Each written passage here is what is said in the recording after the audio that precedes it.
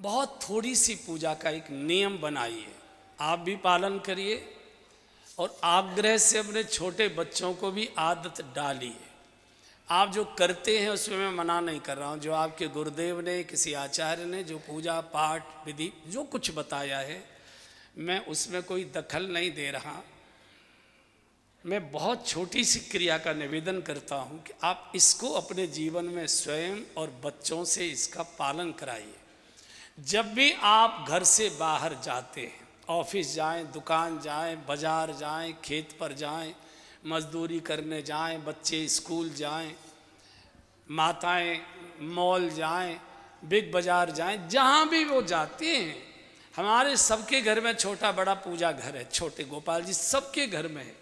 बिल्कुल तैयार होकर, गाड़ी की चाबी हाथ में, बिल्कुल जूते मोजे भी पहने हुए, मंदिर में घुसिए, बस देहली पर खड़े हो जाइए अपने पूजा घर के। भगवान नमस्कार, हम वहाँ जा रहे हैं, इतने बजे वापस आएंगे। ये बोलना पड़ेगा होठ से, जैसे मैं बोल रहा हूँ। इसको बोलने में ज़्यादा से ज़्यादा 4 सेकंड लगेंगे, ज़्यादा से ज़्यादा 3 या 4 सेकंड।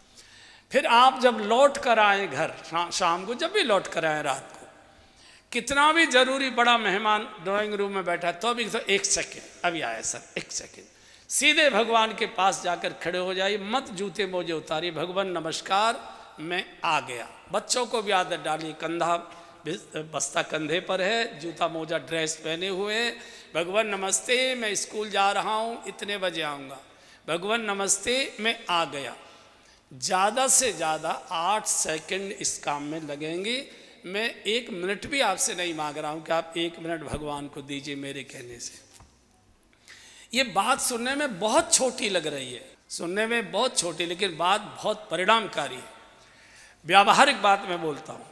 जो बच्चे घर से बाहर जाते समय, या जो घर के सदस्य घर से बाहर जाते समय अपने बुजुर्ग को, माता पिता को, जो भी बुजुर्ग घर में बड़े, उनको बताकर जाते हैं, तो घर के बुजुर्ग उनके आने की प्रतीक्षा करते हैं।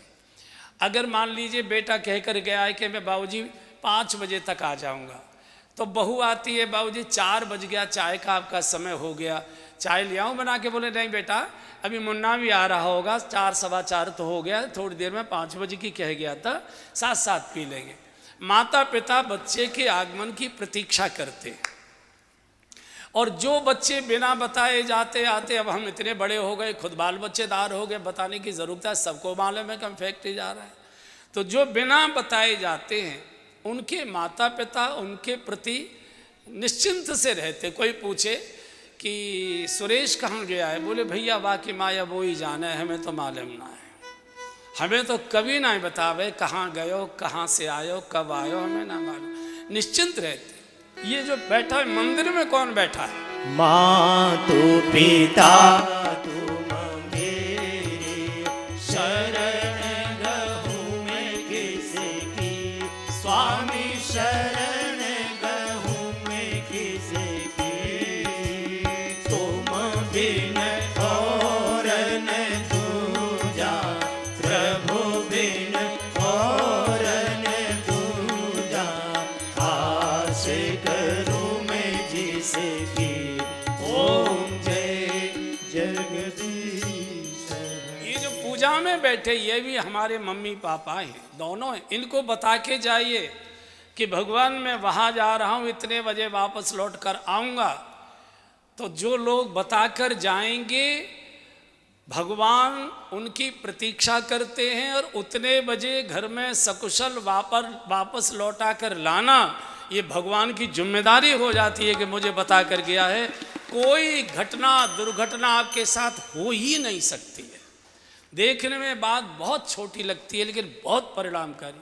और 10-20 दिन के बाद आपकी स्थिति ऐसी हो जाएगी कि आप जल्दी में गाड़ी स्टार्ट करके चले गए, 100-200 कदम गाड़ी आगे बढ़ गई, और आपको फिर याद आती है कि हमने प्रणाम नहीं किया।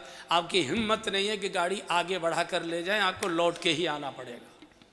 किसी भी प्रकार की कोई अनहोनी साथ हमारे हो नहीं सकती। बच्चों को भी आदत डालिए, आप भी इस आदत का पालन करिए, और आप मुझे ढूंढेंगे कि क्या परिणाम होता है इसका।